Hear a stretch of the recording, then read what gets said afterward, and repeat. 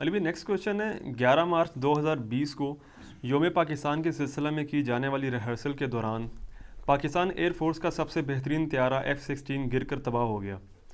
اس حادثے میں wing commander Noman اکرم بھی شہید ہو گئے. انا للہ و انا الیہ راجعون. اسی کانٹیکسٹ میں ایک سوال زبان زد عام ہے اور وہ یہ کہ کیا طیارے کو لینڈ کروانے کی کوشش میں پائلٹ کا اپنے لیے ایجیکشن کا آپشن استعمال نہ کرنا خودکشی کے زمرے میں آتا ہے یا نہیں؟ کوئی خودکشی کے زمرے میں نہیں آتا. سب سے پہلے تو ہم ان کے لیے دعا کرتے ہیں کہ اللہ تعالیٰ ان کی مغفرت فرمائے. آمین. ماشاءاللہ یعنی پاکستان کے چند بہترین پائلٹس میں سے تھے اور ان کو سب سے بڑے اعزازی ایوارڈز بھی ملے ہوئے تھے. اور آپ کو یاد ہوگا جب پچھلے سال انڈیا نے دہشت گردی کا مظاہرہ کیا تو پھر علامتی طور پہ ہمارے آرمی چیف نے بھی جو ہے وہ F-16 میں فلائٹ کی تھی, تو اس میں جہاز یہی اڑا رہے تھے ساتھ کو پائلٹ کے طور پہ نعمان اکرم رحمہ اللہ تعالی. اور ماشاءاللہ پریکٹسنگ مسلمان تھے. ان کی وائف بھی حجاب کرتی ہیں اور خود بھی داڑھی رکھی ہوئی تھی اور جذبہ تھا. بلکہ کچھ دن پہلے ہی ان کی ویڈیو بھی سوشل میڈیا پہ بھی عام ہوئی, الیکٹرانک میڈیا کے ذریعے, کہ وہ کہہ رہے تھے کہ اگر کبھی مجھے موقع ہوا تو میں اپنے ملک کے لیے جان قربان کروں گا. باقی یہ جو ایک ٹریجک واقعہ ہوا یہ پاکستان کی ہسٹری میں ایک بڑا یونیک واقعہ ہے, کیونکہ F-16 کا یہ پہلا حادثہ ہے. اور میں کافی ٹھٹک گیا. عام لوگوں کو تو اندازہ نہیں ہوتا کیونکہ جہاز تو مختلف مواقع پہ ٹریننگ کے دوران گرتے رہتے ہیں, لیکن F-16 آج تک نہیں پاکستان کا گرا تھا. یہی ایک جہاز ہے جس کی وجہ سے پاکستان کی ایئر فورس کو برتری حاصل ہے انڈین ایئر فورس کے اوپر. تو میرے تو اپنے کئی کلاس فیلوز جو ہیں وہ ایئر فورس کے اندر ہیں. ایک بڑے قریبی میرے کالج لیول کے دوست, آج تک ان سے دوستی ماشاءاللہ. تو وہ ایئر فورس میں نے ان کو رات کو ہی فون کیا تو میں نے کہا یار یہ کیا ہوا ہے. اب باقی لوگ تو عام خبریں سمجھ رہے تھے, میں تو اس کو بڑی یونیک خبر سمجھ رہا تھا. تو کہتے ہیں واقعی یہ پریشانی کی بات تو ہے. تو ان کا پہلا تو SOP اس کا یہ ہے کہ جب اس طرح کا کوئی حادثہ ہوتا ہے نا تو ہر چیز جو اس کے ساتھ ریلیٹڈ ہے نا اس کو سیل کر دیا جاتا ہے. جس پمپ سے فیول ڈالا گیا وہ پمپ سیل, آخری دفعہ جس ورکشاپ میں وہ گیا تھا وہ ورکشاپ سیل, یعنی کوئی بھی ایویڈنس مٹ نہ جائے اس حوالے سے. تو وہ کہتے ہیں اس کے بعد پھر ایک تحقیقاتی کمیٹی, آپ کو پتا ہے وہ ٹی وی بتایا انہوں نے بنا دی ہے اس کی تحقیق کرنے کے لیے, تو پتہ چل جائے گا انشاءاللہ تعالی. اور یہ امتحان اس کمپنی کے لیے بھی آ جاتا ہے جس نے وہ بنایا ہوا ہوتا ہے. آپ پتہ دنیا میں کہیں بھی بوئنگ کا جہاز گرے یا ایئر بس کا تو وہ سب سے پہلے وہ تکلیف میں آ جاتے ہیں, کیونکہ بڑے مجھ مزاج لوگ ہیں وہ تو کہتے ہیں کہ یار ہمارے لیے تو زندگیاں عزیز ہیں اور پھر ہماری جو ہے ریپیوٹ بھی خراب ہوتی ہے. تو وہ سب سے پہلے وہ آتے ہیں تحقیقات کرنے کے لیے کہ اگر کوئی ایسا ایشو ہے تو ہم ایسے جہازوں کو گراؤنڈ کر دیں. تو فی الوقت تو پاکستان نے F-16 کو بھی گراؤنڈ ہی کر دیا جب تک کہ وہ پتہ نہیں چلتا کہ ایرر کیا ہے. تو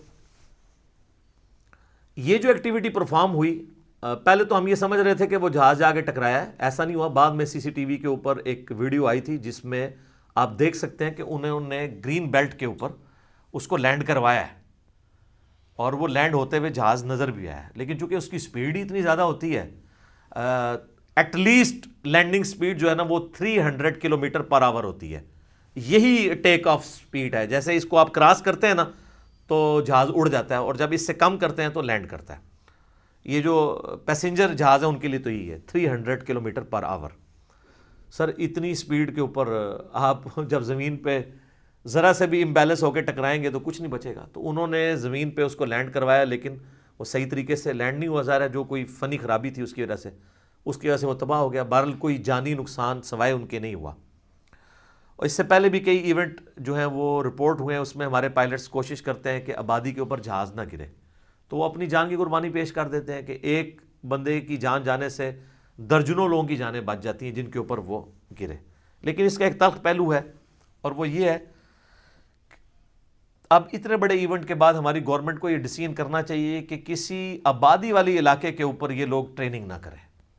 ایون اگر پریڈ کی ٹریننگ بھی ہونی ہے, یا اب یہ 23 مارچ کی جو کرونا وائرس کی وجہ سے ویسے وہ پریڈ منسوخ ہو گئی ہے, اس کے لیے اگر ریہرسل بھی ہو رہی تھی تو ریہرسل اور پریڈ یہ دونوں ایسی جگہوں پہ ہونی چاہیے جہاں پہ عوام الناس نہ رہتی ہو, تاکہ اگر خدا نخواستہ جہاز گرے تو پائلٹ کی جان بھی بچ جائے.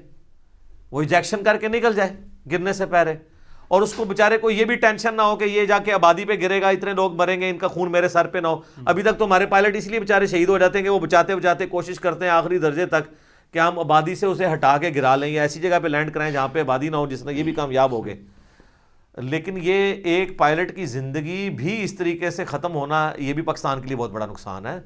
پاکستان کا کروڑوں روپیہ ایک پائلٹ کے اوپر لگتا ہے، اور یہ جہاز اربوں روپے کا تھا، کروڑوں کا نہیں، اربوں روپے کا تھا۔ تو چلے جہاز تو گیا، پائلٹ تو کم از کم بچ جاتا۔ تو اس سے ہمیں یہ اب لرن کرنا چاہیے کہ ایسی جگہوں کے اوپر اس طرح کی ایکٹیویٹی پرفارم نہ کی جائے کہ کل کو ہمارے لیے کوئی آزمائش اس حوالے سے بن جائے کہ ہم جہاز سے تو ہاتھ دھوئے یا پائلٹ سے بھی ہاتھ دھو بیٹھے، تو ایسا نہیں ہونا چاہیے۔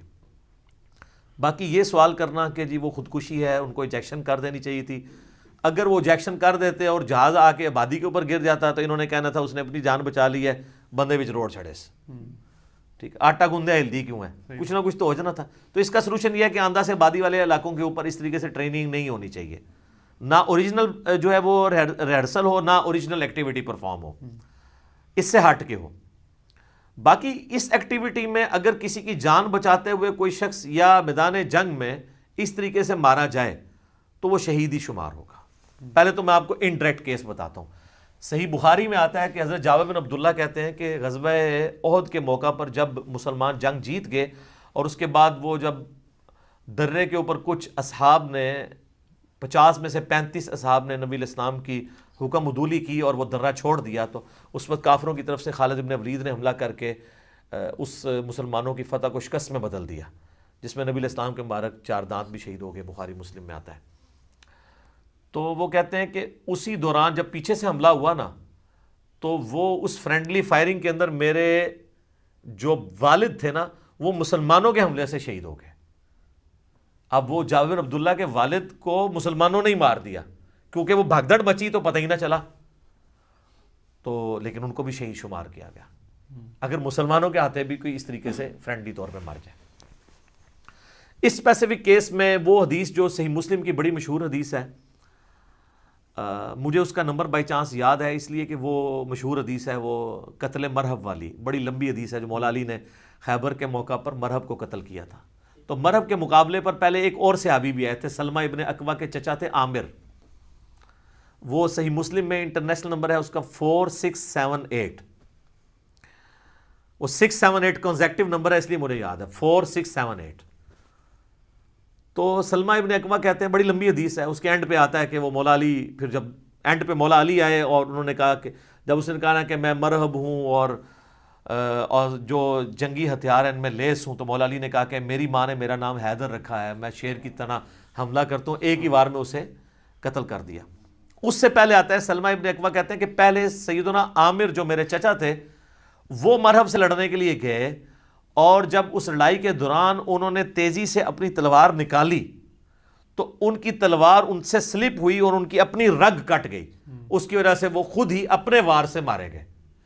تو صحابہ کرام نے کہنا شروع کر دیا کہ اس شخص کا تو اپنا عمل ہی ضائع ہو گیا کیونکہ یہ تو خودکشی حرام کی موت مر گیا، نعوذ باللہ۔ حالانکہ انہوں نے خودکشی نہیں کی تھی، لیکن صحابہ کرام اجتہاد کر رہے تھے، مرا تو اپنی تلوار سے ہے نا۔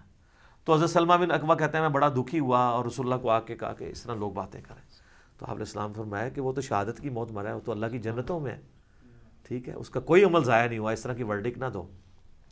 تو یہ حدیث صحیح مسلم میں اس بات پہ گواہ ہے کہ اگر کسی شخص سے غلطی سے اپنے آپ کو بھی کوئی مار لے، اس کا مارنے کا ارادہ نہ ہو، جس طرح ان کا ارادہ تو نہیں تھا کہ خودکشی کرنی ہے، لینڈ کرانے کی کوشش کی۔ یہ کہتے ہیں کہ مسئلہ قرآن دی سے نکالو، سر تواڈے اماماں نے نہیں مسئلے کڈے، اسی تانوں ہر شے بخاری مسلم جو کٹ کے دینے ہیں، نکال دیا نا مسلم شریف سے کہ اس طریقے سے ایکٹیویٹی ہو جائے۔ تو یہ نعمان اکرم جو ہیں رحمہ اللہ تعالیٰ، یہ اسی کیٹیگری میں فال کرتے ہیں، لہٰذا شہید ہیں۔ آپ لوگ تو جذباتی طور پہ انہیں شہید کہہ رہے ہیں نا، ہم آپ کو علمی طور پہ کتاب و سنت کی دلیل سے بتا رہے ہیں کہ وہ شہید ہے۔ اور اس سوال کے اینڈ پہ آپ سے بھی ریکویسٹ کریں گے کہ مرنے سے پہلے ہے مسلمان کر لے اس پہ غور، کتابوں کا خدا اور ہے، بابوں کا خدا اور۔ تو یہ لوگوں کی منہ شگافی ہیں، کتابوں میں جو چیزیں ہیں اس کے تحت تو یہ شہید کی کیٹیگری میں ہی فال کرتے ہیں۔ لیکن گورنمنٹ سے اب ریکویسٹ ہے، اور خصوصاً جو ہمارے مقتدر ادارے ہیں ان سے، کہ آندہ سے ریہرسل ہو یا کوئی ایکٹیویٹی ہو، پبلک ایریا میں سے پرفارم کرنے کی ضرورت نہیں ہے۔ دوسری طرف ہم لوگ یہ کہتے ہیں کہ جی ہمارے رہائشی علاقوں میں پیٹرول پمپ نہیں ہونے چاہیے, فیکٹریاں نہیں ہونی چاہیے, اور یہ انٹرنیشنل رولز ہیں, تو ان چیزوں کو بھی فالو کرنا چاہیے. اور اس میں بہرحال یہ بھی خطرہ ہوتا ہے کہ اگر آپ کسی اوپن ایریا میں کریں اور وہاں پہ آپ نے پبلک گیدرنگ کی بھی ہو, تو بعض اوقات آپ یوٹیوب پہ ایسی ویڈیو بھی دیکھیں گے ان کے اوپر بھی آگے جہاز گیر پڑتے ہیں.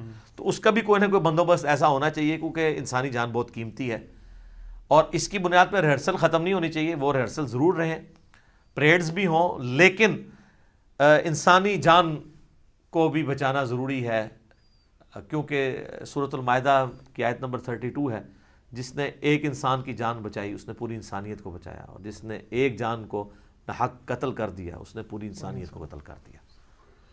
تو اس حوالے سے یہ میری انپٹ ہے. باقی انشاءاللہ تعالی جب یہ بات ان لوگوں تک پہنچے گی تو انشاءاللہ اس میں اصلاح کا معاملہ بھی کر لیں. جزاک اللہ.